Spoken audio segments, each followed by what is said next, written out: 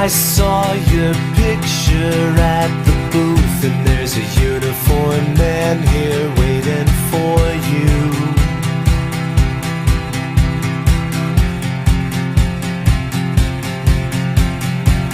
And you smashed your camera on the wall from the fear and alcohol, and I was willing to take the fall.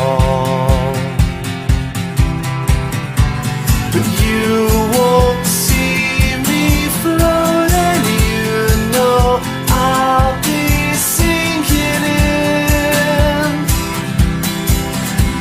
and you won't catch me running. To know exactly who's plugging in to the different ports. Someone might come in and plug into a port in a conference room, and perhaps as a network professional, you're concerned that that person may have access to resources that you really don't want to give them access to. In those environments, you may choose to use something like 802.1x. This is port-based network access control, PNAC. It's often abbreviated just as NAC, network access control. You don't get access onto the network until you authenticate. Even if you plug in a laptop into a port, you're not going to be able to get anywhere until you provide a username, a password, and the other authentication that's required. This uses a lot of encryption. It uses standard protocols like Radius. It takes advantage of restricting this right at the switch. So this is a very intelligent way of providing access onto the network.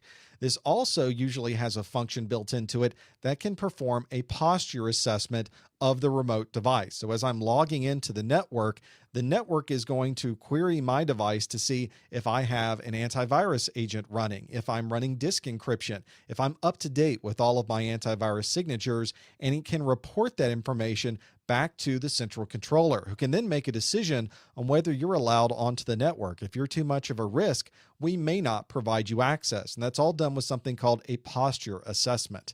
This is not port access on a TCP or UDP level. Those are different kinds of ports. We're talking about physical ports, the ports where you physically plug in a wire into a switch itself. I'm able to restrict right there at that port, and I have to have a very specialized process to be able to provide that level of security. The process of 802.1x involves your workstation. You are the supplicant. You are communicating to a device that is the authenticator, and then ultimately the authenticator will be communicating with an authentication server. So you go into the conference room, you plug in your laptop, you plug in your device onto that Ethernet connection, and nothing happens. Nothing is going to happen until the authenticator sends out a message that says, is anybody new on the network? Has anyone plugged in recently? Is anybody out there that does not have access? And at that point, your workstation can send a message back saying, hi, yes, my name is James. Let me send you that response to that message you sent out. I'd like to have some access to the network, please.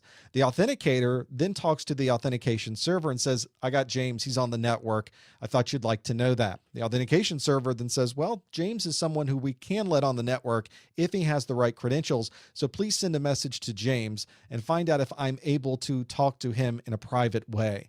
The authenticator then sends a message to my workstation and says, okay, are you able to talk to the authenticator? I'm like, absolutely. Here's my username. Here's my password. Here's all the credentials that I need to get on to the network. The authenticator passes those off to the authentication server, who then checks my username and checks my password and confirms that I am really who I say I am. At that point, the authentication server's thought about it and says, fantastic, James is somebody who is allowed onto the network. It sends that to the authenticator, who then sends a message to me saying, yes, you are allowed access to the network. It begins to open up the ports, and the authenticator then lets everybody on the network know that I'm authenticated. My switch port is enabled. It may even move me to a particular VLAN, all because now it knows who I am and where I